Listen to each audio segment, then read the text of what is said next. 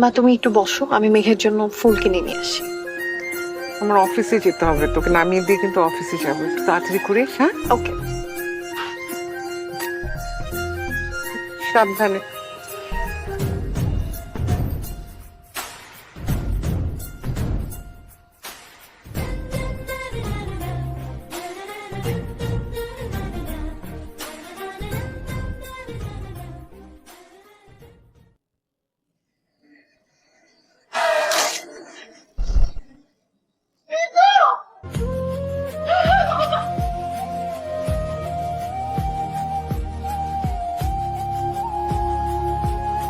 ঋতুর চিঠি তোমার জন্য।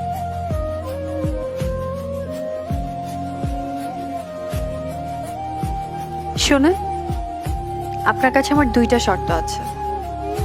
শর্ত নাম্বার 1, আমার কম পক্ষে 5টা বাচ্চা লাগবে, অবশ্যই এর বেশি হলেও সমস্যা নাই। শর্ত নাম্বার 2, প্রতিদিন আমার কপালে একটা চুমু দিতেই হবে, এমনকি ঝগড়া করে কথা বন্ধ থাকলেও। এই শর্ত দুইটা মানলেই আমি আপনাকে বিয়ে করব। ইতি ঋতু, সরি ঋতু না, বৃষ্টি, মেঘের বৃষ্টি।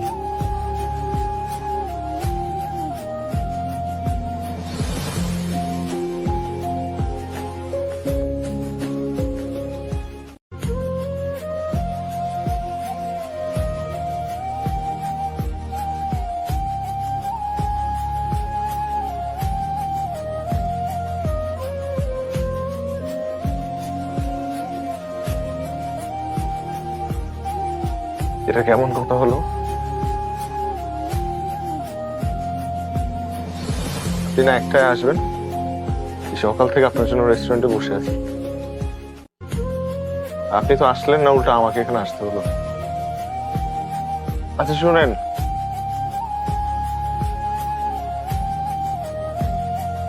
আমি আপনার দুটো শর্তেই রাজি, তবে 5টা না। ভালো যতদিন তৌফিক দেয় বাচ্চা নিতেই থাকবো, কিন্তু এতগুলো বাচ্চা হলে তো আপনি পরে মেনটেন করতে পারবেন না।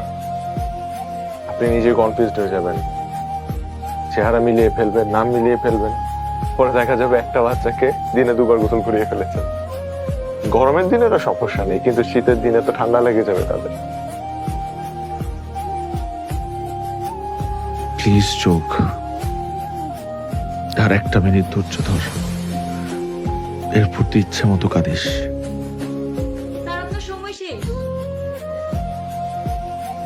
জি যাচ্ছি। আর শুনেন, আমি কিন্তু আপনার পারমিশন ছাড়া একটা কাজ করে ফেলেছি। আমি আপনার হাজবেন্ড হয়ে আপনার সব পেপারসে সই করে দিয়েছি। হাসপাতালে সবাই জানে যে আমি আপনার হাজবেন্ড। তো আপনাকে আমি ওয়ার্নিং দিচ্ছি যে মরার চিন্তা বাদ দেন,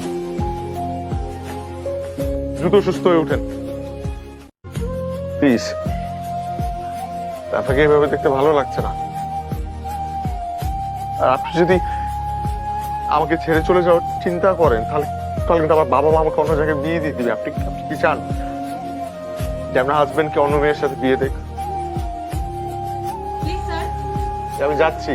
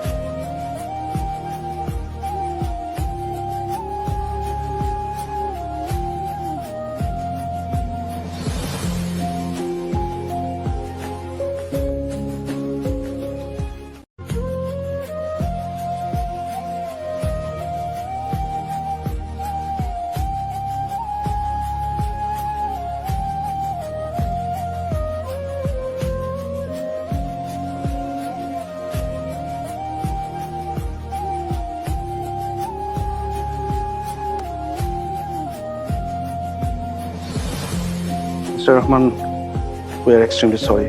She's no more.